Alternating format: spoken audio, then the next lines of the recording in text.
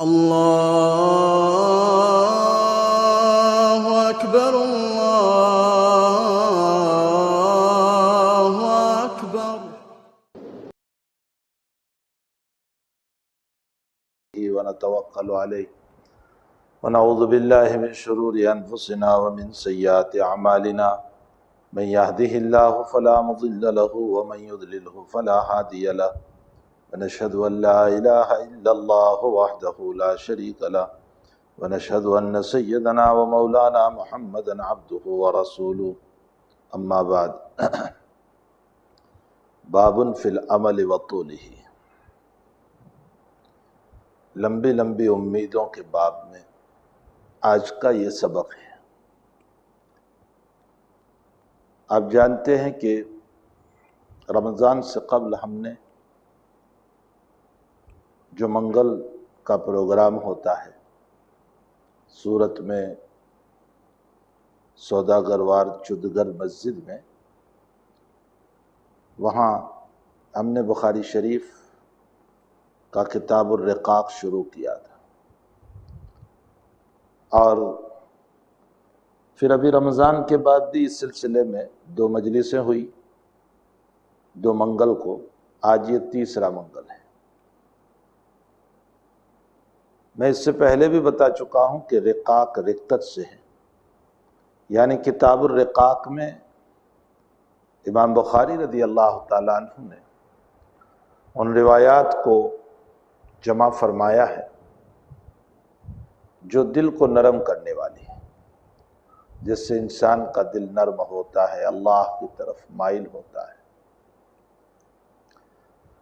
حقیقت تو یہ ہے کہ قرآن اور حدیث دونوں ہی چیزیں ایسی ہیں کہ جو انسان کے دل کو نرم بنا دیتی ہے، بشرطے کہ انسان قرآن و حدیث کو غور سے پڑھے، توجہ سے پڑھے، اس کو سمجھے۔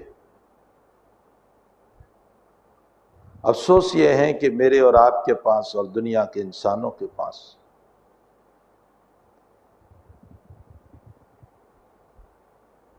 اسکول میں پڑھنے کے لیے 15 سال ہوا کرتے ہیں، کالج کے لیے 4 سال ہوا کرتے ہیں، اور گریجویٹ بننے کے لیے 8 سال ہوا کرتے ہیں، لیکن قبر و حشر میں جس کی ضرورت ہے، جس دین کی، جس قرآن کی، جس شریعت کی، اور ہم نے اپنا لیبل مسلمان رکھ رکھا ہے، لیکن ہمیں اپنے اللہ کے نازل کردہ قرآن کو سمجھنے کے لیے اور اس کو پڑھنے کے لیے 1 گھنٹہ نہیں ہوتا۔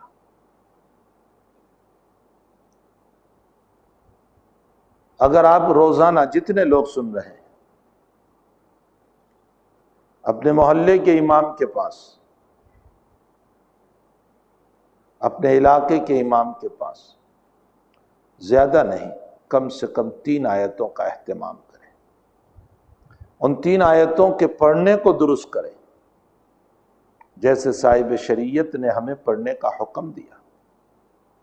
ہمارا قرآن یہ ہے کہ ہم قرآن پڑھتے ہیں اور قرآن ہم پر لعنت کرتا ہے کہ تو مجھے غلط پڑھ رہا ہے، تیرے پڑھنے سے میرے معانی بدل رہے ہیں،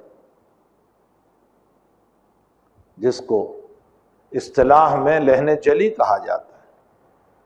ہم غلطیاں کر رہے ہیں قرآن کے پڑھنے میں،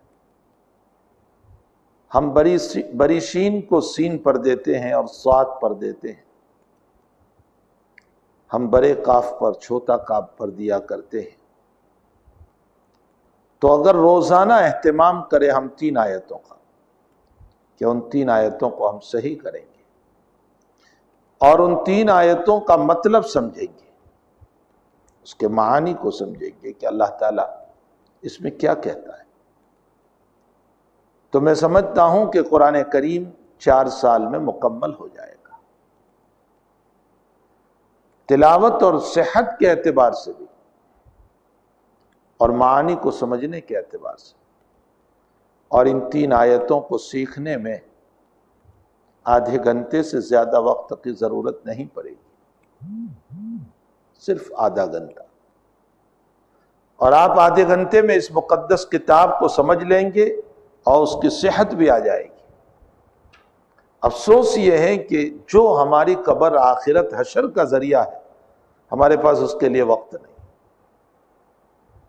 امت کا اکثر و بیشتر طبقہ وہ ہے کہ ان صورتوں کی صحت بھی اور اس کے معانی کا بھی پتہ نہیں ہے جس کو روز مرہ نماز میں پڑھ رہا ہے۔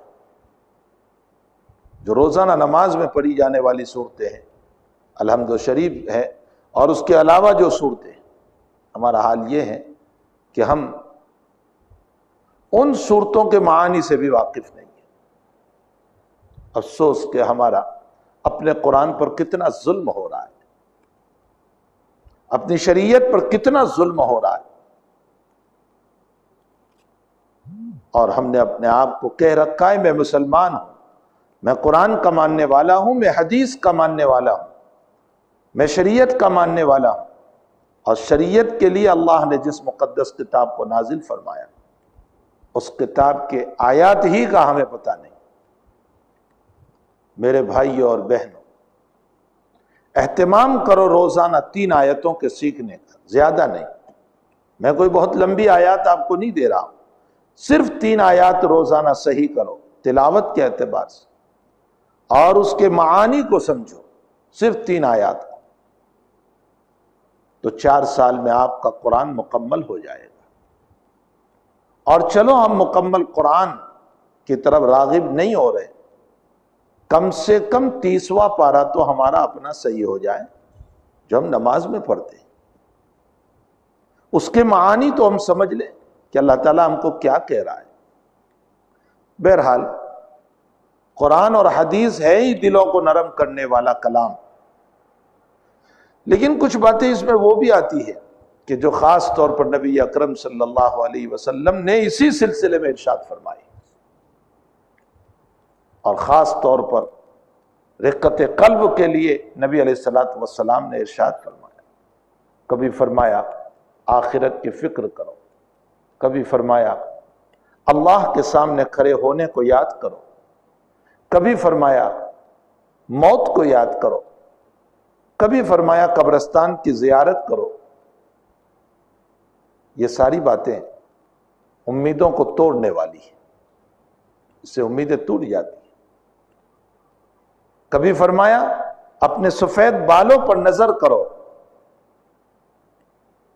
کبھی فرمایا کہ انسان اپنے ڈھانچے پر غور و فکر کرے کہ کہاں جوانی تھی، کہاں بڑھاپا آ گیا۔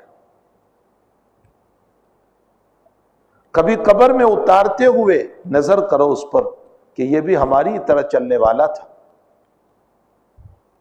اگر ان باتوں کا استحضار رہے گا تو دلوں میں نرمی پیدا ہو جائے گی،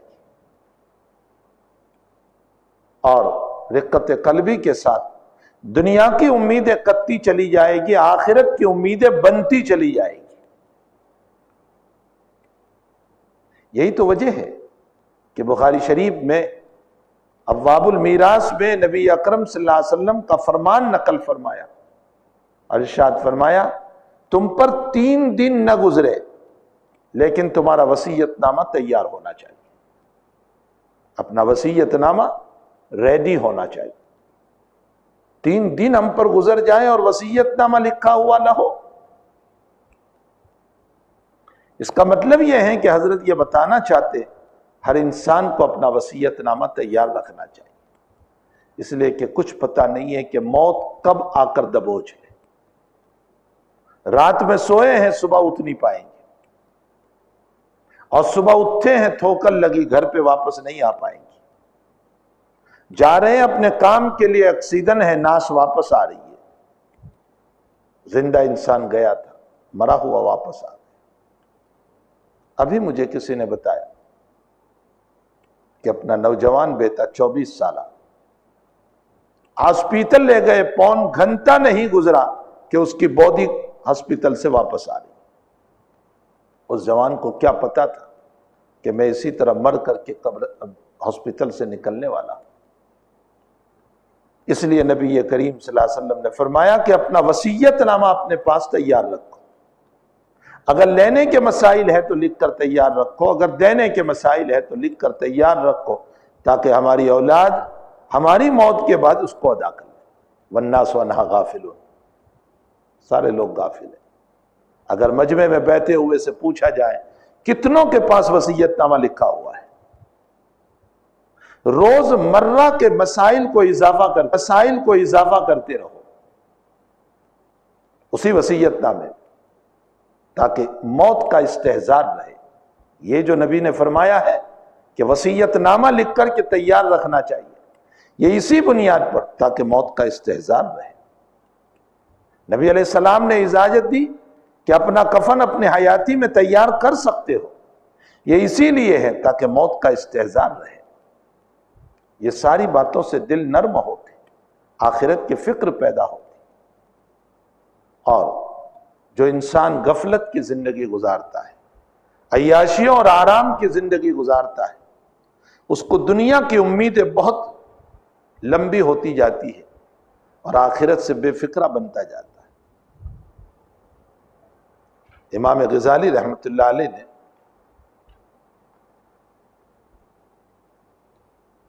ایک چغل خور حاسد کا واقعہ نقل کیا ہے۔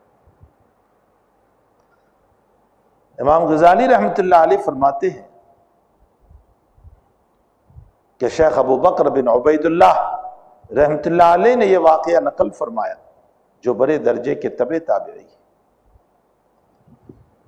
فرمایا کہ ایک انسان کو بڑی لالچ تھی بادشاہ سے، اور ظاہر سی بات ہے کہ انسان کی لالچ جو ہے نا، یہ دوسروں کی نفرتیں پیدا کر دیتی، دوسروں کی عزت مجھ سے دیکھی نہیں جاتی، دوسروں کا مقام دیکھا نہیں جاتا، دوسروں کا کاروبار دیکھا نہیں جاتا، دوسروں کی بلندی دیکھی نہیں جاتی۔ بادشاہ کے دربار میں ایک نیک آدمی جایا کرتے تھے، بادشاہ ان کا اکرام بھی کرتا تھا، اور وہ نیک آدمی جب بھی جاتے تھے وہ ایک ہی بات کہا کرتے تھے بادشاہ سے، محسن کے احسان کو فراموش نہ کرو، یعنی ہمارے ساتھ اگر کوئی احسان کرتا ہے اس کے احسان کو نہ بھولو، چاہے وہ جس طرح کا بھی احسان، علمی احسان، تربیتی احسان، مالی احسان۔ اس نے مجھے کچھ دیا مال، یہ میرا محسن ہے۔ اس نے میری تربیت کر کے میری زندگی بنائی، وہ میرا محسن ہے۔ اس نے مجھے پڑھایا، یہ وہ میرا محسن ہے۔ جس طرح کا بھی احسان ہو، محسن کے احسان کو فراموش نہ کرو، نہ بھولو، اور بدی کرنے والے کے پیچھے نہ جاؤ، اس کی بدی اس کو خود ہی ہلاک کرے گی، اس کے معاصی اور اس کے گناہ مرور زمان پر، وقت گزرنے پر اس کو خود ہی ہلاک کرے گی، تم اس کے پیچھے نہ جاؤ۔ جب بھی وہ نیک آدمی حاضر ہوتے تھے وہ ہمیشہ یہی نصیحت بادشاہ کو کیا کرتے تھے، اس کی وجہ سے بادشاہ نے ان کو بہت قریب کیا تھا۔ اب یہ حسد کا پنجاری، چغل خور، اس کو اس نیک آدمی کا تقرب اچھا نہیں لگا۔ اس نے، دیکھیے انسان پلان جب بناتا ہے نا، اس کا حسد، اس کے اندر کی برائی، اس کے اندر کی قلب کا بغار اس کو کیسے پلان بنانے پر مجبور کرتا ہے، اور وہ کیسے پلان بناتا ہے۔ اس نے بادشاہ سے جا کر یوں کہا کہ یہ صاحب جو آپ کے پاس آتے رہتے ہیں وہ آپ سے نفرت کرتے ہیں، آپ کو چاہتے نہیں، اور باہر جا کر کے یوں کہتے ہیں کہ بادشاہ کے منہ سے بدبو آ رہی ہے تو آپ کے گندا دہن ہونے کی شکایت کر رہا ہے، کہ آپ کے منہ سے بدبو آ رہی ہے، وہ آپ سے نفرت کر رہا ہے، اور اسی لیے اپنے منہ پر کبھی وہ ہاتھ بھی رکھتا ہے اور باہر جا کر برائی کرتا ہے۔ بادشاہ نے کہا اچھا، وہ تو بہت اچھی باتیں کر رہا ہے اور مجھ سے نفرت کر رہا ہے، میرے گندا دہن کو اور میرے منہ کے بدبو ہونے کو باہر بیان کر رہا ہے۔ کہا جی، اور اگر تجربہ کرنا ہو تو آپ کر لیجئے۔ اس نیک آدمی کے جانے کا جو دن تھا، اسی دن اس حاسد نے، اس چغل خور نے، اس جلے ہوئے قلب والے نے اس نیک آدمی کے اپنے گھر پہ دعوت کی اور خوب لہسن ڈالا، ظاہر سی بات ہے کہ دعوت دی تھی، کھانا کھا لیا، اور اس لیے کھایا کہ یہ بھی بادشاہ کے وہاں جایا کرتا ہے، لیکن کھانا کھانے کے بعد دیکھا کہ کلی کرنے کے باوجود لہسن کی بدبو نہیں جا رہی۔ بادشاہ کے وہاں جانے کا وقت آ گیا اور منہ میں بدبو آ رہی تھی، گفتگو ہوئی، یہی نصیحت کی کہ محسن کے احسان کو فراموش نہ کرنا اور بدی والے کو اس کے حال پر چھوڑ دو، مرور زمان اور وقت کے گزرنے پر اس کی برائیاں خود ہی اس کو ہلاک کر دے گی۔ لیکن منہ پہ ہاتھ رکھ کر کے گفتگو کر رہے تھے، اور یہ ہاتھ اس لیے رکھا تھا کہ میں لہسن کھا کر آیا ہوں، میرے منہ کی بدبو سے بادشاہ کو ایذا نہ ہو۔ لیکن بادشاہ اس آدمی کی بات کو سمجھا کہ وہ جو کہہ رہا ہے وہ صحیح ہے، یہ میری گندہ دہن کی وجہ سے منہ پہ ہاتھ رکھتا ہے تو یقیناً اس نے باہر جا کر بات کی ہوگی اور میری برائی کی ہوگی۔ ایک رقعہ لکھا قاضی کے پاس اور اس نیک آدمی کو دیا کہ یہ رقعہ قاضی کو پہنچا دو، تمہیں انعام ملے گا۔ حالانکہ اس میں لکھا ہوا تھا کہ حامل رقعہ کو قتل کیا جائے، یعنی یہ جو چٹھی لے کر آ رہا ہے اسے قتل کیا جائے۔ یہ بادشاہ نے قاضی کو لکھا اور تفصیل کچھ اندر کر دی تھی، اور اس آدمی کو یوں کہا کہ آپ قاضی کو یہ پہنچا دیجئے، آپ کو وہاں انعام و اکرام ملے گا۔ اب یہ نیک آدمی جیسے ہی وہ رقعہ لے کر کے چلا، وہ حاسد، وہ چگل خور، وہ بد سوچ، جس کی سوچ ہی غلط تھی، اس نے اس سے کہا کہ آخر کہاں جا رہے ہو؟ کہا قاضی کے پاس۔ کیوں؟ کہا یہ رقعہ مجھے پہنچانا ہے اور کچھ انعام کو کہا ہے۔ تو اس نے کہا لاؤ میں ہی پہنچا دوں، اس لیے کہ اس میں بھی اس کے دل کا حسد تھا کہ بھلا اس کا اکرام ہوگا، اس کو انعام ملے گا، اس کو دولت ملے گی، اس کے بجائے میں جاؤں تو میرا اکرام ہوگا اور دولت مجھے ملے گی۔ وہ اس کے پاس سے خط لے کر کے گیا، وہ حاسد، وہ چگل خور، اور وہاں قاضی کے پاس دیا۔ قاضی نے اس کو پڑھا تو اس میں تو قتل کا حکم تھا۔ کہا بادشاہ نے تجھے قتل کا حکم لکھا ہے؟ تو اس نے کہا یہ میرا کام نہیں، یہ رقعہ تو کسی اور کو دیا تھا، میں اس کے پاس سے لے کر آیا ہوں، اصل اس کا حکم تھا۔ کہا نہیں میں نہیں جانتا، میرے پاس تو آپ ہی رقعہ لے کر کے آئے ہو۔ بہرحال اس کا کام بادشاہ کے حکم پر تمام ہو گیا، اور وہ نیک آدمی بادشاہ کے دربار میں دوبارہ پہنچا۔ اسے کچھ پتہ نہیں تھا کہ وہ خط کیا پہنچا اور اس میں کیا ہوا اور اس آدمی کا کیا ہوا۔ جب دوبارہ پہنچا تو بادشاہ کو تعجب ہوا کہ ہم نے تو وہ حکم دے رکھا تھا تمہارے متعلق، کیا ہوا؟ کہا بس وہ صاحب ملے تھے، وہ لے کر کے گئے میرے پاس سے، میں نے ان کو دے دیا کہ چلو تمہیں انعام ملے، مجھے کیا ضرورت ہے۔ کہا اچھا۔ بادشاہ نے خود کھولا کہ میں نے تو اس میں قتل کا مسئلہ لکھا تھا۔ تو کہا مجھے نہیں پتا۔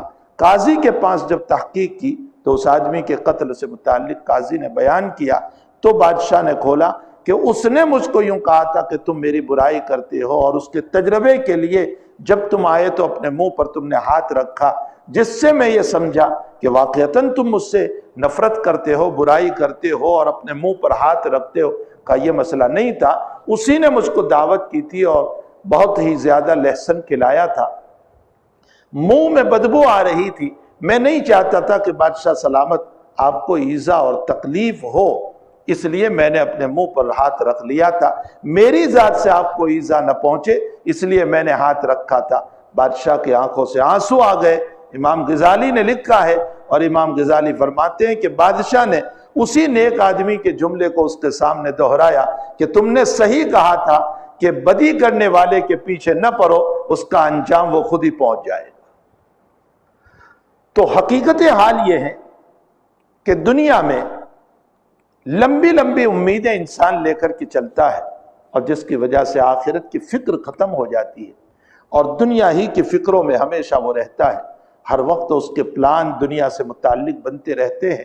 نتیجہ یہ ہوتا ہے کہ وہ آخرت سے بالکل غافل ہو جاتا ہے، اور موت اس عالم میں اس کی آتی ہے کہ اس کو لفظ اللہ بھی یاد نہیں ہوتا، کلمہ شریف بھی اس کو یاد نہیں ہوتا، یہ اس کے غفلت کا عالم ہوا کرتا ہے۔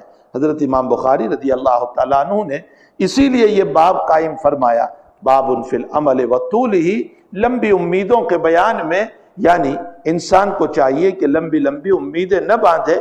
پہلے آیت پیش کی، فمن زحزح عن النار وادخل الجنہ فقد فاز وما الحیاۃ الدنیا الا متاع الغرور۔ فمن زحزح عن النار، جو جہنم سے بچا لیا گیا، ہٹا دیا گیا، جہنم میں داخل ہونے سے جسے روک دیا گیا، وَأُدْخِلَ الْجَنَّةَ اور جنت میں جس کو داخل کر دیا گیا، فقط فاز، کامیابی تو وہ ہے۔ اسی لیے احیاء العلوم میں امام غزالی رحمۃ اللہ علیہ نے فرمایا، احبب من شئت فإن آخرتک مفارقتہ، تو جس سے چاہے محبت کر لے، اخیر میں تو اس چیز کو تجھ سے جدا ہونا ہی ہے، چاہے وہ بیوی ہو، بچے ہو، مکان ہو، جائیداد ہو، پراپرٹی ہو، کوئی بھی چیز ہو، بہرحال اخیر میں تو تجھے جدا ہونا ہی ہے۔ احبب من شاء، تو جسے چاہے محبت کر، جتنی چاہے محبت کر، نتیجتاً تو تجھے اس سے جدا ہونا ہی ہے۔ تو بھلا جس کی جدائی ہے اس کی اوپر ہم لمبی امیدیں کیوں باندھے؟ کیوں ہم اس ذات کی لمبی امیدیں نہ باندھے جو ہمیشہ اپنے ساتھ رہنے والا ہے، جو قبر میں، جو حشر میں، جو آخرت میں، جو جنت میں، جو ہر وقت ہمارے ساتھ رہنے والا ہے؟ ہم کیوں اس کے متعلق لمبی امیدیں نہ باندھے؟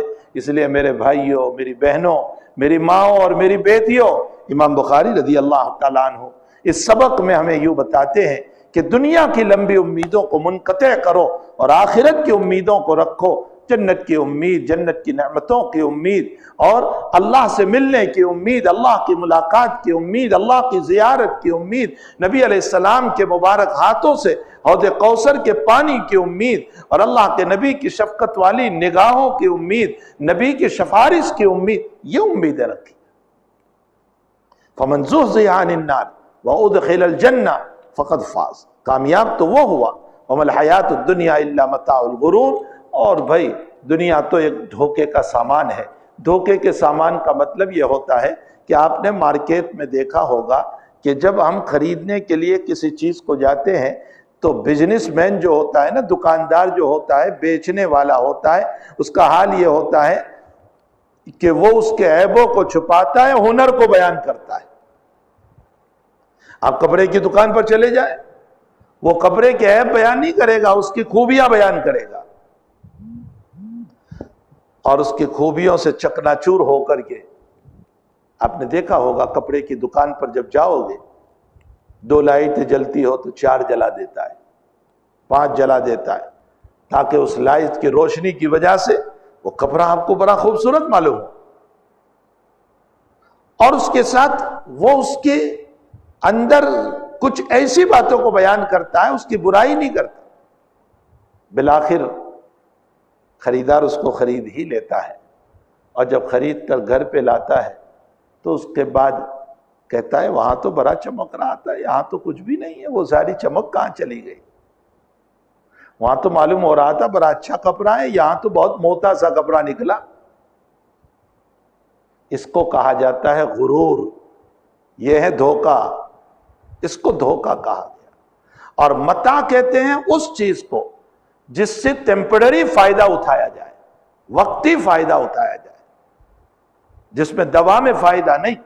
دنیا کی جو چیزیں ہیں نا، یہ وقتی فائدے کی، آپ کسی بھی چیز کو لے لیں، وقتی فائدہ ہے۔ بچپن میں جو دودھ ملا وقتی فائدہ تھا، جوانی میں جوانی سے وقتی فائدہ ہے۔ تمام چیزیں دنیا کی یہ وقتی اور ٹیمپرری ہے، یہ متاع ہے، ما یتمتع بہ، جس سے تم فائدہ اٹھاؤ۔ لیکن جتنی چیزوں سے ہم فائدہ اٹھا رہے ہیں یہ سب دھوکے کا سامان ہے۔ دھوکے کا مطلب یہ ہے کہ ہم ان چیزوں کو لے رہے ہیں، جیسے بزنس مین سے، دکاندار سے ہم نے وہ چیز خرید لی، اب خریدنے کے بعد ہم مکان پہ لے آئے، تب جا کر کے ہمیں اس کی حقیقت کا پتہ چلا۔ حکیم الامت حضرت اقدس تھانوی نور اللہ مرقدہ ایک بہت پیاری بات لکھی۔ حضرت فرماتے ہیں کہ دکان سے لانے کے بعد آپ اس چیز کو سب سے اچھی ہوگی، بہت پیاری ہوگی، تب بھی استعمال کر لو گے۔ یہ کبھی نہیں ہو سکتا ہے کہ بہت اچھا کپڑا خرید کر لائے، نرم نرم ملائم، ہاتھ میں یوں جو ہے، ہمارے ایک ملنے والے ہیں سورت میں، وہ جب اچھا کپڑا کی تعریف مجھ سے کرتے ہیں تو وہ کہتے ہیں مولانا حلوہ ہے یہ تو۔ تو آپ چاہیں حلوہ خرید کر کے لے آئے، شاندار کپڑا خرید کر کے لے آئے، نرم اور ملائم کپڑا خرید کر کے لے آئے، لیکن کوئی بھی خریدار اس کو ہمیشہ کے لیے گھر میں ویسے ہی دیکھنے کے لیے نہیں چھوڑتا، وہ لا کر کے اس کو سلاتا ہے، استعمال کرتا ہے، پہنتا ہے، اور پہننے کے بعد وقت گزرنے پر کسی کو دے دیا کرتا ہے۔ فرمایا حضرت تھانوی رحمۃ اللہ علیہ نے، دنیا کو اللہ نے متاع کہا، اشارہ کیا اس بات کی طرف کہ تم جو بھی چیز لے رہے ہو اس کو موت تک باقی نہ رکھنا، یہ دھوکہ ہے تیرے لیے، اگر تو ویسے بھی رکھے گا تو موت تیرے پاس سے اس کو ختم کرنے والی ہے، اس سے پہلے تو ہی فائدہ اٹھا کر اس کو ختم کر لے، یا تو اللہ کے وہاں جمع کرا دے تاکہ تیری دنیا بھی بن جائے، آخرت بھی بن جائے۔ میں نے کپڑا خریدا ملائم سے ملائم، میں پہنوں، کسی اور کو بھی دوں، میری دنیا بنی، میں نے پہنا، میں نے کسی کو دیا، میری آخرت بنی، میں نے اور کوئی چیز خریدی، میں نے خود کھایا، میری دنیا بنی، میں نے کسی کو کھلایا، میری آخرت بنی۔ تمام چیزوں کو حضرت تھانوی رحمۃ اللہ علیہ فرماتے ہیں، اسی پر سمجھ لے۔ یہ جو تفسیر میں کر رہا ہوں یہ بیان القرآن سے میں نے لی ہے کہ حضرت تھانوی رحمۃ اللہ علیہ بیان القرآن میں باب تصوف میں مسائل کو مستنبط کرتے ہوئے لکھتے ہیں کہ متاع الغرور کا معنی یہ ہے کہ یہ دھوکے کا سامان ہے، اس لیے جو کچھ ہم لے کر کے آئے ہیں اس کے دھوکے میں نہ پڑے رہو کہ یہ ہمیشہ ہمارے پاس رہنے والا ہے، کل کو موت کا جھٹکا آیا اولاد لے لے گی یا کوئی اور لے لے گا۔ آج تو حال یہ ہے کہ انسان بیمار پڑتا ہے تو خطرات یہ ہوتے ہیں کہ اولاد تو بعد میں کوئی چور ہی ہاسپٹل کے اندر ہاتھوں سے زیورات نکال لیتا ہے، ایسے بھی مسائل پیش آتے ہیں کہ کسی اور کے ہاتھ میں چلا گیا۔ کہنے کا مطلب یہ ہے، اللہ تعالیٰ فرماتے ہیں وَمَا الْحَيَاةُ الدُّنْيَا إِلَّا مَتَاعُ الْغُرُورِ، اور دوسری آیت میں اللہ تعالیٰ فرماتے ہیں، امام بخاری نے نقل فرمائی، ذَرْهُمْ يَأْكُلُوا وَيَتَمَتَّعُوا وَيُلْهِهِمُ الْأَمَلُ فَسَوْفَ يَعْلَمُونَ۔ ذَرْهُمْ، نبی علیہ السلام جب نصیحت فرماتے تھے اہل مکہ کو، وہ آپ کی بات قبول نہیں کرتے تھے، وہ آپ کی مذاق اڑاتے تھے، وہ آپ کا تمسخر کرتے ہیں۔ جیسے آج کل علماء کوئی بات کہتے ہیں تو ان کا مذاق اور تمسخر کیا جاتا ہے، اور یہ کہا جاتا ہے بھلا یہ تو پرانی وانی کے لوگ ہیں جو 1400 سال پہلے کی باتیں بیان کرتے ہیں، سائنس نے ترقی کی ہے، بھلا کیا سجدوں میں رکھا ہے، تلاوت میں کیا رکھا ہے، قرآن میں کیا رکھا ہے، دین اور شریعت میں کیا رکھا ہے، مدرسے کی چہار دیواری میں کیا رکھا ہے، صرف الفاظ کے حفظ کرنے سے کیا ملے گا؟ آئے دن اس طرح کی باتیں۔ تو نبی علیہ السلام بھی جب اہل مکہ کو اس طرح کی بات کہتے تھے تو اہل مکہ آپ کے ساتھ مذاق تمسخر کا معاملہ کرتے تھے۔ حق تعالیٰ نے فرمایا ذرہم، پیغمبر چھوڑ دو ان کو، ان کے حال پر چھوڑ دو، یاکلوا ویتمتعوا، یہ خوب کھا لے پی لے دنیا میں اور خوب فائدہ اٹھا لے اس دنیا سے، یہاں بھی تمتع، دنیا پر تمتع یعنی وقتی فائدہ، ٹیمپرری فائدہ۔ ذرہم یاکلوا ویتمتعوا ویلہم الامل، اور ان کو اپنی امیدوں سے کھیل لینے دیجئے۔ انسان امیدوں سے کھیلتا ہے نا۔ مجھے امام غزالی کی مثال بہت پیاری لگی۔ امام غزالی کہتے ہیں کہ جب تک 100 روپے بھی، حضرت نے 100 دینار سے مثال دی ہے، میں 100 روپے سے مثال دیتا ہوں۔ فرمایا جب تک ہمارے پاس 100 روپے نہیں ہوتے وہاں تک سکون ہوتا ہے، اور جب 100 روپے آ گئے تو اب ہم 900 کے فقیر بن جاتے ہیں، اور یوں کہتے ہیں 100 آئے ہیں، 900 اگر آ جائیں تو 1000 پورے ہو جائیں گے، اور اگر 1000 آتے ہیں تو ہم یہ سوچتے ہیں 4000 آ جائیں تو 5000 ہو جائیں گے، اور 5000 آ گئے تو ہم سوچتے ہیں اضافہ ہو جائیں تاکہ 10000 ہو جائیں، اور اگر 10000 آئے تو بڑھتے ہی ہمارے امیدیں بڑھتی چلی جاتی ہے۔ 1 لاکھ آئے تو خیال ہوتا ہے پلاٹ تو 2 لاکھ میں آتا ہے نا، مزید 1 لاکھ اس کے اوپر اضافہ ہو جائے، اور 2 لاکھ آ گئے تو اچھا پلاٹ تو ہو گیا، میرے مکان کے نظام کیا ہو سکتا ہے، میرے بچے کے مکان کا نظام کیا ہوگا، میری بیٹی کا مسئلہ کیا ہوگا۔ امام غزالی کہتے ہیں جب 100 بھی نہیں تھے تو سکون تھا، اور 100 آئے تو تو ہزاروں کا محتاج بن گیا، بس تیری امید اسی طرح چل پڑی، اور تو فقیر بنتا ہی چلا گیا۔ معلوم ہوتا ہے دولت کے آنے سے انسان مالدار نہیں بنتا، بلکہ حرص و لالچ اور لمبی امیدوں کی بنیاد پر اور فقیر بنتا ہے، وہ مالدار نہیں بنتا ہے بلکہ فقیر بنتا ہے۔ ہاں اللہ ہے کہ اللہ تعالیٰ جس کو قناعت عطا فرمائے کہ بس میرے لیے 100 کافی ہے، میری زندگی اسی میں گزر جائے گی، میں اپنا وقت اس میں گزار لوں گا، وہ قناعت کرنے والا جو ہے نا وہ تو 100 کے اوپر مالدار ہے. باقی عموماً ایسا ہوتا ہے کہ انسان کے پاس جب تک پیسہ نہیں ہے اور امیدیں بھی نہیں ہے تو اس موقع پر وہ جو ہے سکون سے رہتا ہے، اور جہاں کچھ آتا ہے تو مزید بڑھنے کی نیت سے وہ پریشان بھی رہتا ہے اور زیادتی کا فقیر بھی بنتا چلا جاتا ہے. نتیجہ یہ ہوتا ہے کہ مال کے ہوتے ہوئے وہ ہاتھ پھیلانے والا بن جاتا ہے اپنے پاس لیکن زیادہ ہو جائے اس کے لیے وہ ہاتھ پھیلانے والا بن جاتا ہے. فرمایا ذرہم یاکلوا، پیغمبر یہ لوگ نہیں سن رہے ہیں نا، چھوڑ دو ان کو ان کی حالت پر، اس لیے کہ نبی کے ذمہ دعوت و تبلیغ ہے، نبی کے ذمہ ہدایت دینا نہیں. انک لا تہدی من احببت ولکن اللہ یہدی من یشاء، پیغمبر آپ جس کو چاہے ہدایت کی گدی پر نہیں بٹھا سکتے. اگر نبی کے ہاتھ میں ہدایت ہوتی آپ کا خادم خدمت کرنے والا چچا ابو طالب بے ایمان نہ جاتا، مکہ کی گلیوں کا ایک ایک انسان مومن بن جاتا. آپ کی تو چاہت ہی تھی لیکن ہدایت آپ کے ہاتھ میں نہیں، آپ کا کام صرف دعوت ہوتا. یہی ہمارا بھی فریضہ ہے، ہمارے ذمے کسی کو ہدایت کی گدی پر بٹھا دینا نہیں ہے. ہمارا کام صرف راستہ بتانا، دین کی رہنمائی کرنا، باقی آگے اللہ ہی اس کو ہدایت عطا فرمائے. اور اگر کوئی یہ سوچتا ہو کہ میری محنت کے بعد یہ ہدایت پر آ ہی جائیں تو خیالست محالست جنون، یہ تمہارا خیال ہے، تمہارے بس میں ہے ہی نہیں، یہ تو اللہ کے ہاتھ میں. وہ جسے چاہتے ہیں ہدایت دیتے، وہ جسے چاہتا ہے ہدایت نہیں دیتا. تو ہمارا کام بھی دعوت و تبلیغ ہے، بس اس سے زیادہ ہم مکلف نہیں ہیں. ذرہم یاکلوا ویتمتعوا ویلہم الامل، یہ اپنی امیدوں میں کھیلتے رہتے ہیں، کھیلنے دیجئے. فسوف یعلمون، ان قریب ان لوگوں کو پتہ چل جائے گا جب موت کی آنکھ بند ہوگی. اس کے بعد حضرت امام بخاری رضی اللہ تعالیٰ عنہ حضرت علی رضی اللہ تعالیٰ عنہ کے فرمان کو نقل فرماتے ہیں. قال علی بن ابی طالب رضی اللہ تعالیٰ عنہ ارتحلت الدنیا مدبرہ وارتحلت الآخرۃ مقبلہ ولکل واحدۃ منہما بنون فکونوا من ابناء الآخرہ ولا تکونوا من ابناء الدنیا فإن اليوم عمل ولا حساب وغدا حساب ولا عمل. حضرت علی رضی اللہ تعالیٰ عنہ فرماتے ارتحلت الدنیا، دنیا پشت پھیر کر جا رہی ہے.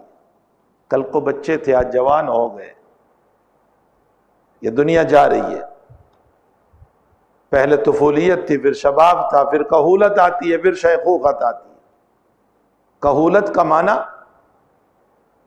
جو 45 کے بعد اور 50 کے بعد جو عمر چلتی ہے نا وہ کہولت ہے، یعنی آدھا برہا. اپنی زبان میں ترجمہ کرو، آدھا برہا. اور پھر 55 کے بعد جو زندگی چلتی ہے وہ شیخوخت ہے، یعنی مکمل برا. بس اس کے بعد پھر بڑھاپا چلتا ہے. تو پہلے طفولیت بچپنا، پھر شبابیت جوان، پھر کہولت، پھر شیخوخت، پھر موت، پھر قبر.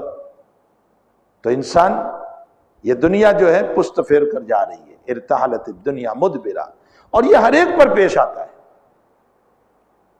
کوئی انسان ایسا نہیں کہ جس کے اوپر یہ چیز پیش نہ آتی. وارتحلت الآخرۃ مقبلہ، اور فرمایا آخرت سامنے آ رہی ہے. جیسے جیسے ہم موت کی طرف جائیں گے آخرت ہمارے سامنے. وَلِكُلِّ وَاحِدَةٍ مِّنْهُمَا بَنُونَ، دنیا کی بھی اولاد ہے، آخرت کی بھی اولاد ہے. دنیا کی اولاد کا مطلب دنیا کے چاہنے والے، اور آخرت کی اولاد کا مطلب آخرت کے چاہنے والے. حضرت علی ہم کو نصیحت کرتے ہوئے فرماتے ہیں فَقُونُوا مِنْ أَبْنَاءِ الْآخِرَةِ، اے لوگو تم آخرت کی اولاد بنو. وَلَا تَكُونُوا مِنْ أَبْنَاءِ الدُّنْيَا، دنیا کے چاہنے والے نہ بنو، آخرت کے چاہنے والے بنو. کیوں؟ فَإِنَّ الْيَوْمَ عَمَلٌ وَلَا حِسَابٌ، آج دنیا میں عمل کا میدان ہے، تم سے کوئی حساب نہیں مانگے گا نماز پڑھی یا نہیں پڑھی، روزہ رکھا یا نہیں رکھا، زکوٰۃ دی یا نہیں دی، حج کیا یا نہیں کیا، اچھے اخلاق سے پیش آئے یا نہیں پیش آئے، صدقہ کیا یا نہیں کیا، بیوی کے ساتھ احسان کیا یا نہیں کیا، ماں باپ کی اطاعت اور فرما برداری کی یا نہیں کی، پڑوسی کے ساتھ اس نے سلوک کیا یا نہیں کیا؟ تیرا پڑوسی بھوکا تھا، اس کے ساتھ تو نے اپنے گھر سے کوئی اچھا معاملہ کیا یا نہیں کیا؟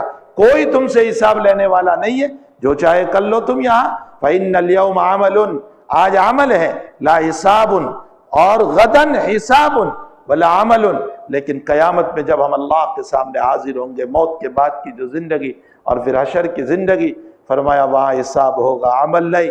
وہاں جب حساب لینا شروع ہوگا تو آپ کہیں گے لاؤ اس کا حساب چل رہا ہے، میں جلدی جلدی رکعت نماز پڑھ لوں۔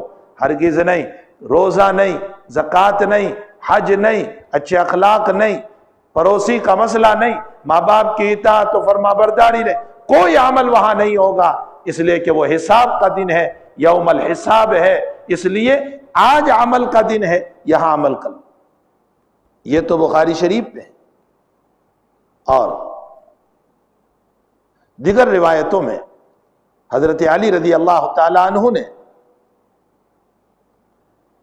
اس روایت سے پہلے چند جملے اور بھی ارشاد فرمایا۔ آپ نے ارشاد فرمایا انی اتخوف ما اخاف علیکم اتباع الہوى وطول العمل فاما اتباع الہوى فیصرف عن الحق واما طول العمل فینسئ الآخرہ۔ یہ حضرت علی کا جملہ ہے اس روایت سے پہلے جو شراح کرام نے نقل کیا۔ حضرت علی رضی اللہ تعالیٰ عنہ فرماتے ہیں مجھے تم پر خوف ہے خواہشات کی اتباع میں اور لمبی لمبی امیدوں میں، طول عمل لمبی لمبی، فرمایا خواہشات کی اتباع اور طول عمل اور لمبی امیدوں میں کس بات کا خوف؟ فرمایا جب خواہشات کی اتباع خوب ہوگی تو پھر خواہشات کی اتباع تمہیں حق بات سے ہٹا دے گی۔ جب خواہشات کی ہم پیروی کریں گے تو حق بات نہ کریں گے، نہ کہیں گے، نہ کریں گے، نہ کہیں گے۔ اور جب امیدیں لمبی ہوتی ہے وَأَمَّا طُولَ الْعَمَلِ فَيُنسِئُ الْآخِرَةَ، لمبی امیدیں آخرت کو بھلا دیتی ہیں۔ آپ دیکھ لیجئے دنیا میں ایک کے بعد ایک امید، ایک کے بعد ایک امید، ایک کے بعد ایک امید جب بھلا دیتے تو پھر اس صورت میں ہم اپنے آخرت کو بھولنے والے ہو جاتے ہیں۔ دوسری روایت میں حضرت انس رضی اللہ تعالیٰ عنہ فرماتے ہیں، صحیح ترین روایت، اربعۃ من الشقا، چار خصلتیں ایسی ہے جو انسان میں بدبختی پیدا کرتی، شقاوت پیدا کرتی، دل کو سخت کر دیتی۔ وہ چار چیزیں کون سی ہے؟ جمود العین، آنکھوں کا خشک ہو جانا، کبھی رونا ہی نہیں آتا، کبھی رونا نہیں آتا، نہ گناہ پر، نہ یاد خداوندی پر، نہ معاصی پر، نہ آخرت کی یادوں پر، نہ جہنم کے تذکروں پر، نہ اس کی آگ پر، نہ قبر میں اتارتے ہوئے اور نہ قبر کو دیکھتے ہوئے اور نہ میت کو اٹھاتے ہوئے اور نہ میت کو اتارتے ہوئے۔ جمود العین، آنکھیں خشک ہو گئی تو سمجھ لو کہ دل سخت ہو جائے گا۔ دوسری چیز فرمایا وقسوۃ القلب، اور دلوں میں قساوت، پتھر کا بن جانا، سمجھ لو کہ شقاوت آ چکی، بدبختی آ چکی۔ اور تیسری بات ذکر فرمائی وطول العمل، لمبی لمبی امیدیں۔ یہ لمبی امیدیں انسان کو شقاوت پیدا کر دیتی ہے، بدبختی پیدا کر دیتی ہے۔ اور چوتھا والحرص علی الدنیا، دنیا کے ایسے لالچی بن گئے، ایسے لالچی بن گئے کہ گویا دنیا کے ذرا سے گم ہونے پر بے چینی ہو جاتی ہے، لیکن نمازوں کی نمازیں ضائع ہو گئی، بے چینی نہیں ہوئی۔ اب یہاں ایک سوال پیدا ہوتا ہے کہ کچھ لمبی امیدیں تو اہل اللہ سے بھی ثابت ہیں، ایسا نہیں ہے کہ اہل اللہ کو امیدیں نہیں تھی، اہل اللہ سے بھی امیدیں تو ثابت ہیں۔ ان روایتوں کو پڑھنے سے تو یہ معلوم ہوتا ہے کہ گویا لمبی امیدیں باندھنا ہی نہیں چاہیے۔ علامہ ابن قیم رحمۃ اللہ علیہ نے اس کا بہترین جواب دیا۔ ابن قیم فرماتے ہیں کہ لمبی امیدوں پر ہی تو خوشی کے مسائل ہیں، اگر امیدیں کٹ جائیں تو خوشی کے مسائل بھی ختم ہو جائیں گے۔ معلوم ہوتا ہے لمبی امیدوں کی برائی بیان نہیں کی جاتی ہے، بلکہ لمبی امیدوں کو باندھ کر آخرت سے غفلت کی برائی بیان کی جاتی ہے۔ تم آخرت سے غافل نہ بنو، ٹھیک ہے، میری ایک دکان ہے 2 بن جائے، لیکن 2 کے بنانے میں نماز نہ چھوٹے، حلال کی جگہ پر حرام مال نہ آ جائے، ناجائز مال نہ آ جائے، میں شریعت کو پامال نہ کروں۔ مجھ پر حج فرض ہو چکا ہے، اس کے باوجود میں اپنے پیسوں کو دکان میں لگا کر، کاروبار میں لگا کر حج کو چھوڑ دیتا ہوں، ایسا نہ ہو۔ اگر یہ مسائل ہے تب تو طول عمل اور لمبی امید جو ہے وہ مذموم نہیں ہے، لیکن اگر آخرت کو بھول گئے تو اس صورت میں لمبی امیدیں مذموم ہیں۔ بہرحال علامہ ابن قیم رحمۃ اللہ علیہ نے اس مسئلے کو حل کر دیا، اور حافظ ابن حجر عسقلانی رحمۃ اللہ علیہ نے حضرت عبداللہ ابن عمر رضی اللہ تعالیٰ عنہما سے ایک روایت اور نقل فرمائی، فرمایا صلاح اول هذه الامہ بالزہادت والیقین وہلاک آخرها بالبخل والعمل۔ اس امت کے پہلے لوگوں کی کامیابی زہد اور یقین سے تھی، ان میں تقوی تھا، ورع تھا، پرہیزگاری تھی، آخرت سے غافل نہیں تھی، اور لمبی امیدیں نہیں تھی۔ اور اس امت کے پچھلے لوگوں کی ہلاکت نبی علیہ الصلوۃ والسلام فرماتے ہیں 2 صفتوں کی بنیاد پر ہوگی، ایک بخیلی کی بنیاد پر اور ایک لمبی امیدوں کی بنیاد پر۔ فرمایا قرآن کریم میں اللہ فرماتے ہیں فطال علیہم الامد فقست قلوبہم، فطال علیہم الامد، لمبی امیدیں، فقست قلوبہم، اس لمبی امیدوں نے ان کے دلوں کو سخت کر دیا، اور ایسا سخت ہوا کہ یہ آخرت کو بھول گئے۔ اس لیے میرے بھائیوں، میری بہنوں، میری ماؤں، میرے بیٹیوں، ہمیں چاہیے کہ ہم دنیا کے اندر ایسی لمبی امیدیں لے کر نہ بیٹھے جس کی بنیاد پر ہم آخرت سے بالکل ہی غافل ہو جائیں اور اپنی آخرت کو بھلا دیں۔ حضرت علی رضی اللہ تعالیٰ عنہ فرماتے ہیں دنیا پشت پھیر کر جا رہی ہے، آخرت سامنے آ رہی ہے، ہر ایک کی اولاد ہے، تم آخرت کی اولاد بنو، دنیا کی اولاد نہ بنو۔ حضرت علی کی نصیحت تو حضرت علی کی نصیحت ہے۔ عبداللہ ابن عباس رضی اللہ تعالیٰ عنہما فرماتے ہیں کسی سائل کے سوال پر فرمایا علی سے زیادہ بہترین کلام کرنے والا میں نے کسی کو نہیں دیکھا۔ خود نبی علیہ السلام نے حضرت علی کے باب میں فرمایا واقزانا علی، ہم میں بہترین فیصلہ کرنے والا علی ہے۔ آپ کے فیصلے بڑے زبردست۔ مسلم شریف کے مقدمے میں ایک سائل نے عبداللہ ابن عباس رضی اللہ تعالیٰ عنہما سے فرمایا کہ ہمیں حضرت علی کے قضایا اور فیصلے جو آپ نے اپنے زمانے میں فرمائے تھے وہ مجھے لکھ دو۔ حضرت ابن عباس نے فرمایا اچھی بات ہے۔ وہ سارے فیصلے کو لکھ کر کے دیا، اور کچھ فیصلے ایسے تھے جو غلط تھے تو آپ نے اس کو نکال دیا اور فرمایا علی کی ذات سے یہ غلط فیصلے کبھی نہیں ہو سکتے، یہ بگاڑنے والوں نے بگاڑ دیا۔ یعنی اشارہ تھا شیعوں کی طرف کہ جنہوں نے غلط حضرت علی کی طرف انتساب کر دیا۔ تو حضرت علی کے فیصلے، حضرت عمر رضی اللہ تعالیٰ عنہ کے زمانے میں جب رومن امپائر فتح ہوا اور ملک ہاتھ میں آیا، اور شاہی تاج بادشاہ کا جو تھا وہ کتنا بڑا تھا؟ 120 کلو سونا تھا اس تاج کے اندر۔ اب آپ کہو گے کہ اتنا بڑا وزنی تاج سر میں پہنا کیسے جاتا ہوگا؟ اس کا جواب یہ وہ پہنتے نہیں تھے، یوں لٹکایا ہوا ہوتا تھا، اس کے نیچے بادشاہ بیٹھ جاتا تھا، گویا کہ یہ تاج کو پہن لیا۔ 120 کلو سونا تھا اس میں، 1 کلو نہیں، 120 کلو سونا، یعنی قریباً 9 من کے قریب سونا تھا اس میں۔ حضرت عمر رضی اللہ تعالیٰ عنہ نے فرمایا میری رائے یہ ہے کہ اس کو مال غنیمت میں تقسیم نہ کرتے ہوئے بطور یاد کے اس کو باقی رکھا جائے، اس لیے کہ نبی علیہ السلام نے یہ فرمایا تھا کہ رومن امپائر کے کنگن اور ہاتھ کی چوڑیاں جو سونے کی ہوگی اور اس کا تاج تمہارے ہاتھوں میں آئے گا۔ آج نبی کا فرمان سامنے آ گیا تو ہم چاہتے ہیں کہ اس کو بطور یاد کے میوزیم میں رکھ دیا جائے تاکہ لوگ دیکھیں کہ نبی کا یہ کلام پورا ہوا اور یہ ہمارے ہاتھ میں آ گیا۔ حضرت عمر کی اس رائے کے اوپر صحابہ سے مشورہ لیا، عمر نے، ہر ایک نے کہا عمر کی جیسی رائے، کسی نے کیا رائے پیش کی، کسی نے کیا رائے پیش کی۔ علی سے جب پوچھا آپ کی کیا رائے ہے، اس کو رکھا جائے یا نہ رکھا جائے؟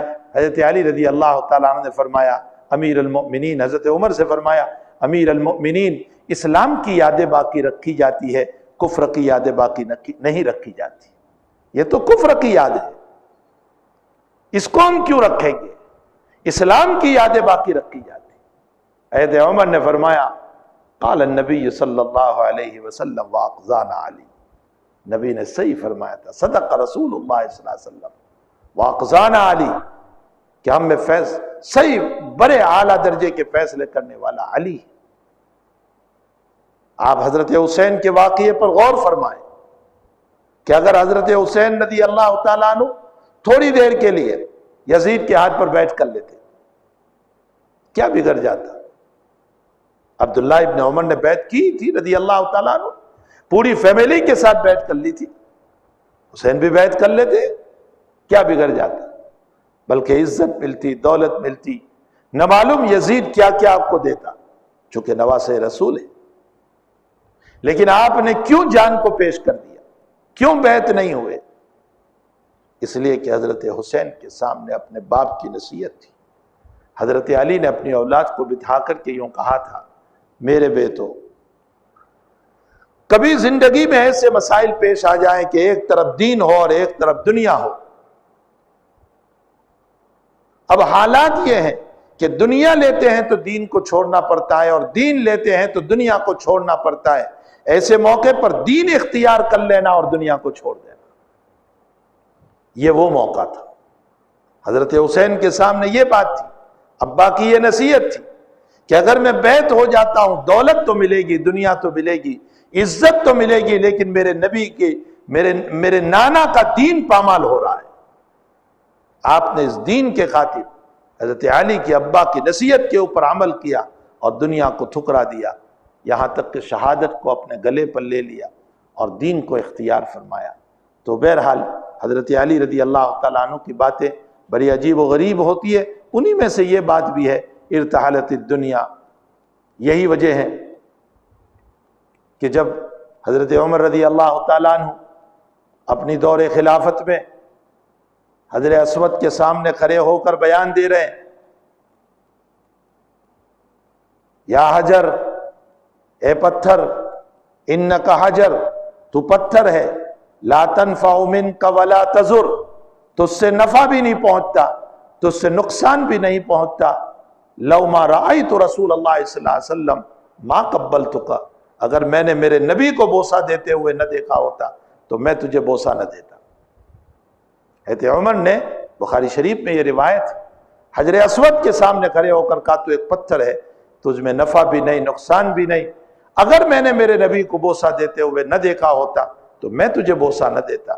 پیچھے سے آواز آئی، یا امیر المؤمنین ان ھذا الحجر ينفع ويضر، اس پتھر سے نفع بھی ہے، نقصان بھی ہے.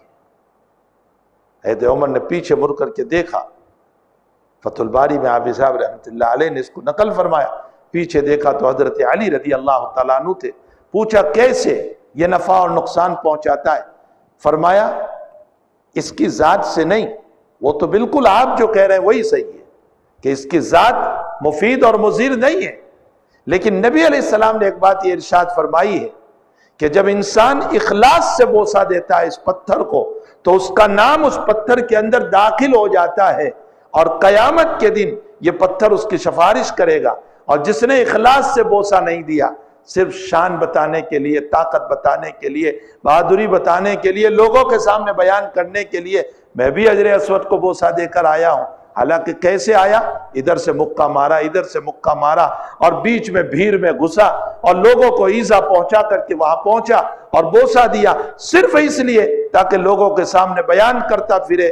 اس کا نام اس پتھر کے اندر نہیں جاتا، اور یہ پتھر انہی کے گناہ کو کھینچتا ہے جو اخلاص سے بوسہ دیتا ہے، اور جو اخلاص سے نہیں دیتا اس کے گناہوں کو نہیں کھینچتا. معلوم ہوتا ہے کہ یہ پتھر نفع بھی پہنچاتا ہے، نقصان بھی پہنچاتا ہے. یہ حضرت علی رضی اللہ تعالیٰ عنہ کا بیان ہے جو حضرت عمر رضی اللہ تعالیٰ عنہ کو فرمایا تھا. باقی حضرت عمر رضی اللہ تعالیٰ عنہ نے یہ کیوں فرمایا؟ یہ اس لیے فرمایا تھا تاکہ شرک کا کلا کما ہو جائے، لوگوں کے دلوں سے شرک ختم ہو، اللہ کی توحید کے لیے، اللہ ہی کی ذات ہے، سجدے کے خاطر. مانگنا طلب کرنا اسی کی ذات سے ہوگا، سجدہ اسی کی ذات کو ہوگا۔ تو حضرت عمر نے توہین حجر اسود پر نہیں کہا، توحید خداوندی پر کہا ہے۔ بعض لوگ اس مسئلے کو جانتے نہیں اور یہ سمجھ لیتے کہ حجر اسود کی توہین حجر اسود نہیں، عظمت تھی تبھی تو عمر نے بوسہ دیا، لیکن توحید خداوندی کے لیے جملہ ارشاد فرمایا ہے۔ اس سے حجر اسود کی توہین لازم نہیں آتی۔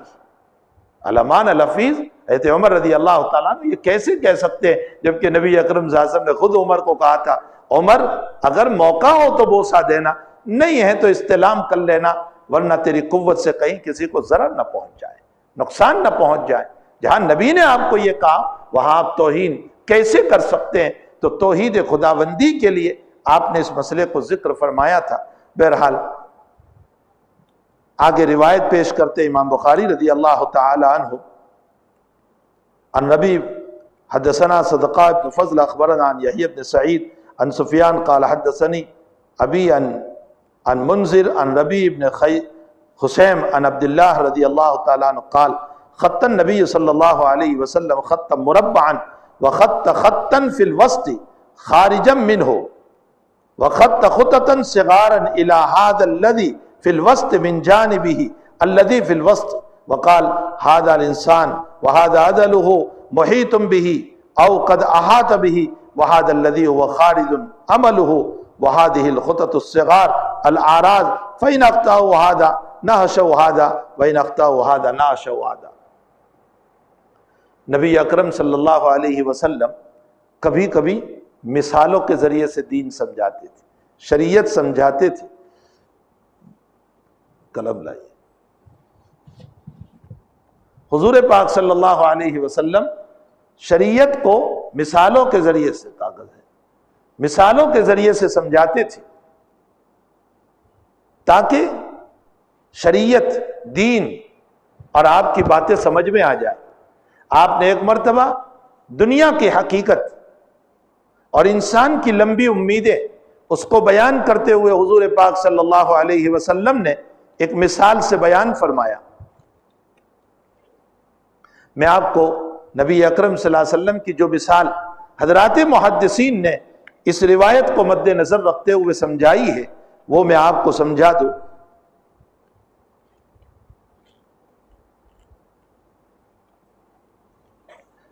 آپ صلی اللہ علیہ وسلم نے اس طرح پر سمجھایا، یہ چوکور جو ہیں اس کے بیچ میں جو لکیر ہے یہ انسان ہے بیچ میں۔ آپ صلی اللہ علیہ وسلم فرماتے خط مربعا، چوکور آپ نے بنایا، اور اس کے بعد وخط خطا فی الوسط، یہ بیچ میں لکیر کھینچی، خارجا منہ، یہ اوپر تک گئی، یعنی اس مربع اس چوکور سے باہر گئی، وخط خططا صغارا الی ھذا الذی فی الوسط، اور چھوٹی چھوٹی لکیریں بنائی، اور پھر آپ نے فرمایا کہ یہ بیچ میں جو لکیر ہے وہ انسان ہے، اور یہ جو چھوٹی چھوٹی لکیریں ہیں یہ انسان پر آنے والے حالات ہیں۔ ایک مصیبت نہیں جاتی ہے کہ دوسری آ کر کھلی ہو جاتی ہے، فَإِنْ أَخْطَأَهُ هَذَا نَهَشَهُ هَذَا وَإِنْ أَخْطَأَهُ هَذَا نَهَشَهُ هَذَا، یعنی ایک مصیبت سے ابھی نکلا نہیں، دوسری مصیبت، بچپن تھا، بچپن کے مسائل، پھر کچھ بڑا ہوا اس عمر کے مسائل، پھر جوان ہوا اس عمر کے مسائل، حالات پہ حالات چلتے ہی رہتے ہیں، چلتے ہی رہتے ہیں، یہاں تک کہ یہ جو چورس ہے فرمایا یہ اس کی موت ہے، یہاں تک پر اس کی موت آ گئی، اور اوپر جو لکیر کھینچی ہے آپ نے فرمایا یہ انسان کی امیدیں ہیں، مطلب موت یہاں آ رہی ہے اور امیدیں اس سے باہر جا رہی ہے۔ اللہ تعالیٰ نے اس کے عمر کو لکھا ہے 60 سال 70 سال، اور یہ پلان بنا کر بیٹھا ہے 100 سال کی۔ آپ صلی اللہ علیہ وسلم نے فرمایا ایسی لمبی امیدیں نہ رکھو کہ جس کے اندر تم اپنے آخرت کو بھی بھول جاؤ اور اپنے دین کو بھی بھول جاؤ۔ اللہ جل شانہ ہم تمام کو اس طرح کی لمبی امیدوں سے جس میں ہم پر غفلت آ جائے، ہم آخرت کو بھول جائیں، اللہ تعالیٰ ایسی لمبی امیدوں سے ہم سب کی حفاظت فرمائیں۔ اسی لیے فوراً امام رضی اللہ تعالیٰ عنہ اس کے بعد ایک دوسرا باب لے آئے، فرمایا من بلغ 60 سنتن فقد اعذر اللہ الیہ فی العمر، اللہ تعالیٰ نے جس کو 60 سال کی عمر دی اللہ کی طرف سے اس کی عمر کے اندر اس کا عذر پورا ہو گیا. یعنی جس کو 60 سال کی عمر ملی اب وہ اللہ کے سامنے یہ نہیں کہہ سکتا ہے اے الہ العالمین مجھے ٹائم نہیں ملا تھا، مجھے وقت نہیں ملا تھا، اور جو ہے مجھے نماز کا وقت نہیں ملا، مجھے روزوں کا، یہ قطعاً نہیں. اللہ یوں کہے گا میں نے تجھے 60 سال کی عمر دی تھی. بلکہ ابن قیم رحمۃ اللہ علیہ کے حوالے سے شراح حدیث لکھتے ہیں کہ بالغ ہو جانا اور بلوغ کے بعد 1 سال کا بھی مل جانا یہ اللہ کی طرف سے عمر ہے. اب تو اللہ کو یہ نہیں کہہ سکتا کہ اللہ مجھے ٹائم نہیں ملا تھا. اب تعالیٰ نے تجھے عمر عطا فرمائی تو چاہے جائے کہ 60 سال انسان کو مل جائے، 70 سال انسان کو مل جائے، 80 سال انسان کو مل جائے تو اللہ کے وہاں ہمارا کوئی عذر نہیں رہے گا. اللہ تعالیٰ قرآن کریم میں فرماتے ہیں قیامت کے دن میں اپنے بندوں کو کہوں گا اولم نعمرکم ما یتذکر فیہ من تذکر، کیا ہم نے تم کو اتنی عمر نہیں دی تھی جس میں نصیحت حاصل کرنے والا نصیحت حاصل کر سکتا تھا.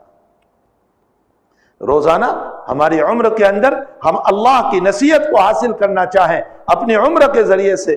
بھائی برف کی طرح ہماری زندگی پگھلتی جا رہی ہے، ہو رہی ہے عمر مثل برف کم، رفتہ رفتہ چپکے چپکے دم بدم یہ برف کی طرح ہماری زندگی پگھلتی جا رہی ہے. اگر آپ برف کو اچھے برتن میں پگھلاؤ گے پینے کے کام آئے گا، اور اگر گندی نالی میں پگھلاؤ گے تو وہ ضائع اور برباد ہو جائے گا. ہماری زندگی بھی برف کی ہے، نہیں دیکھتے ہو صبح تھی آج شام ہو گئی، ہم نے کیا کیا اللہ کا، پھر صبح ہو جائے گی ہم نے کیا کیا اللہ کا، پھر کل شام ہو جائے گی ہم نے کیا کیا اللہ کا، پھر پرسوں صبح ہوگی ہم کیا کر رہے ہیں اللہ کے لیے. اسی طرح ہمارے دن ہماری راتیں گزرتی. کبھی میں سوچتا ہوں اس بات کے اوپر اے اللہ کتنے دن ہمارے ویسے ہی جا رہے ہیں کہ جس میں ہم نے اللہ کے لیے کچھ نہیں کیا، نہ نماز نہ تلاوت کچھ نہیں.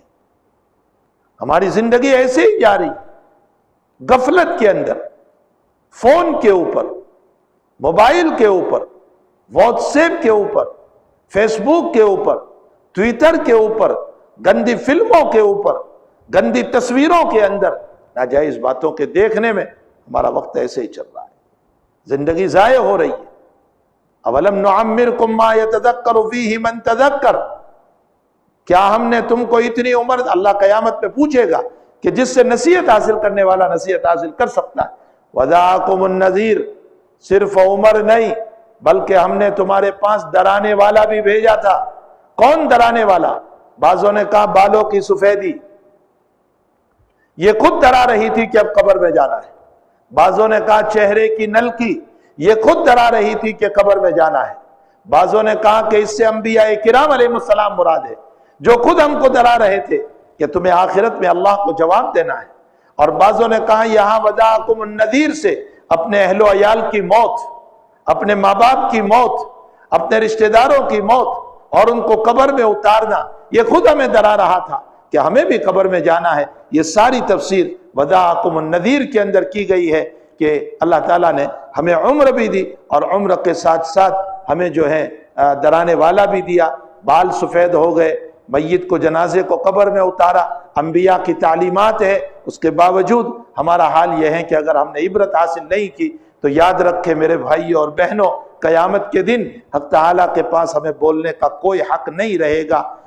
اسی لیے نبی ہریرہ رضی اللہ تعالیٰ عن النبی صلی اللہ علیہ وسلم قال عذر اللہ الی عمری اخر اجلہ حتی بلغہ 60 سنہ. اللہ تعالیٰ نے تیرے معاملے میں اے بندے اپنے عذر کو پورا کر دیا. عذر اللہ یہ باب افعال سے یعنی عذر ختم ہو گیا. اس لیے کہ باب افعال عربی گرامر کے اعتبار سے سلب مادہ کے لیے آتا ہے. سلب مادہ کا مطلب عذر ختم ہو گیا، یعنی اللہ کے پاس اب تیرا عذر ختم ہو گیا. کیوں؟ جبکہ اللہ نے تجھ کو 60 سال کی عمر عطا فرمائی. حتی بلغہ 60 سنہ، تو اب اتنی لمبی عمر پھر بھی اللہ کو راضی نہ کر سکا، پھر بھی ایمان نہیں لایا، پھر بھی اللہ کو ایک نہیں مانا، پھر بھی اس کو سجدہ نہیں کیا، پھر بھی اس کے دین پر نہیں چلا، تو پھر اللہ کے پاس اب قیامت کے دن ہمیں بولنے کا کوئی حق نہیں ہوگا۔ دوسری روایت میں فرمایا عن انس بن مالک رضی اللہ تعالیٰ عنہ قال قال رسول اللہ صلی اللہ علیہ وسلم یکبر ابن آدم ویکبر معہ اثنتان، فرمایا ویکثر معہ اثنتان، فرمایا انسان برا ہوتا جاتا ہے اور دو چیزیں زیادہ ہوتی جاتی ہے، حب المال و طول العمر۔ فرمایا انسان جیسے جیسے برا ہوتا جاتا ہے نا، دو چیزیں جوان ہوتی جاتی ہے، ایک تو مال کی محبت، جوانوں کے مقابلے میں بروں کو مال کی محبت زیادہ ہوتی جاتی ہے، اور لمبی عمر، انسان چاہتا ہے مجھے اور ملے، مجھے اور عمر ملے، مجھے اور عمر مل جائے۔ فرمایا دوسری روایت میں حضور پاک صلی اللہ علیہ وسلم نے کہ برہے کی خواہشات جوان ہوتی ہے برا لیکن خواہشات اس کی جوان ہے۔ کس چیز کے باب میں اس کی خواہشات؟ فرمایا ایک خواہش اس کی حب المال، مال کی محبت میں، اور دوسرا لمبی عمر کے سلسلے میں۔ اسی لیے نبی علیہ السلام نے فرمایا ابن آدم کا پیٹ کبھی نہیں بھرتا، وہ ایک دکان ہوتی ہے تو دوسرے کی تمنا، اور ایک مکان ہوتا ہے تو دوسرے کی تمنا، یہاں تک کہ اس کی قناعت اور اس کے پیٹ کو بھرنے والی چیز تو قبر کی مٹی ہی ہے، یعنی جب تک وہ قبرستان میں نہیں جائے گا اس کے حرص اور لالچ چلتی ہی رہتی ہے۔ اللہ تعالیٰ ایسی حرص سے، ایسی لالچ سے، اور ایسی تمناؤں سے، اور ایسے لمبی امیدوں سے اللہ ہم سب کی حفاظت فرمائے، جو غفلت کا ذریعہ بن جائے، جو آخرت کو بھولنے کا ذریعہ بن جائے، جو اپنے رب فراموشی کا ذریعہ بن جائے، جو نمازوں کے چھوٹنے کا ذریعہ بن جائے، جو حلال حرام کی تمیز کیے بغیر زندگی گزارنے کا ذریعہ بن جائے۔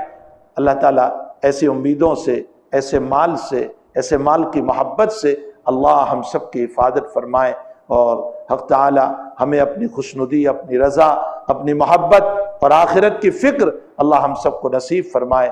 وصلی اللہ علی نبینا محمد وآلہ وصحبہ اجمعین برحمتک یا ارحم الراحمین۔ 21 تاریخ کو انشاءاللہ اتوار کے دن رات میں، ویسے تو یہ راندیر والوں کے تقاضے پر ایک پروگرام رکھا گیا ہے، لیکن انشاءاللہ اس جو چینل ابھی چل رہی ہے اس کے اوپر بھی انشاءاللہ تعالی آپ جو ہیں فائدہ اٹھا سکیں گے 21 کی رات میں عشاء کے بعد۔ اللہ ہم سب کو، مجھے، آپ کو، پوری امت مسلمہ کو عمل کی توفیق عطا فرمائے۔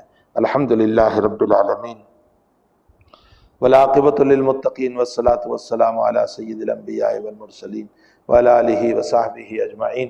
اللہم ربنا آتنا فی الدنیا حسنہ وفی الآخرۃ حسنہ وقنا عذاب النار۔ اللہم اعنا علی ذکرک وشکرک وحسن عبادتک۔ اے اللہ ہمارے گناہوں کو معاف فرما، ہمارے قصوروں سے درگزر فرما، ہمارے سیئات سے معافی عطا فرما، ہمارے حسنات کو قبول فرما۔ اے اللہ لمبی امیدوں میں گر کر، اے اللہ غفلت عن الآخرت سے ہم سب کی حفاظت فرما۔ اے اللہ ہمیں نمازوں میں لذت عطا فرما، اس کا شوق عطا فرما، تلاوت کا مزہ عطا فرما۔ اے الہ العالمین ہم تمام کو آخرت کی فکر عطا فرما، موت کا استحضار نصیب فرما۔ اے اللہ جتنے بیمار ہیں سب کو شفاء دائمہ مستمرہ عطا فرما، اور جو مرحوم ہو چکے ہیں اے اللہ ان سب کی مغفرت فرما۔ ہمارے مولوی عبد الرحیم جو ہمارے ساتھی ہیں، سورت کے رہنے والے ہیں، اے اللہ رمضان میں آپ ہی نے اٹھایا، ان کے بیٹے کا انتقال ہو گیا اور آج ان کی بیوی کا انتقال ہو گیا۔ اللہ ان کی بال بال مغفرت فرما، ان کی کروٹ کروٹ مغفرت فرما، ان کو چین اور سکون عطا فرما۔ اے اللہ ان کے درجات کو بلند فرما، ان کو اعلیٰ علیین میں جگہ عطا فرما۔ اے اللہ مولانا کو اور پسماندگا کو، ان کی اولاد کو، اے اللہ اپنی ماں کے جانے پر یقیناً صدمہ ہے، اے اللہ سب کو صبر جمیل عطا فرما۔ اللہ جب تک جلائے ہم کو بھی آبرو عزت و ایمان کے ساتھ جلانا، اور جب اٹھائیں تو ایمان پر خاتمہ فرمانا، سجدوں میں موت عطا فرمانا، تلاوت پہ موت عطا فرمانا، آپ کی رضامندی پر موت عطا فرمانا، اور آپ کی ناراضگی سے اللہ ہم سب کی حفاظت فرما۔ ہماری دعاؤں کو اپنے فضل و کرم سے قبول فرما۔ وصلی اللہ علی نبینا محمد وآلہ وصحبہ اجمعین برحمتک یا رب۔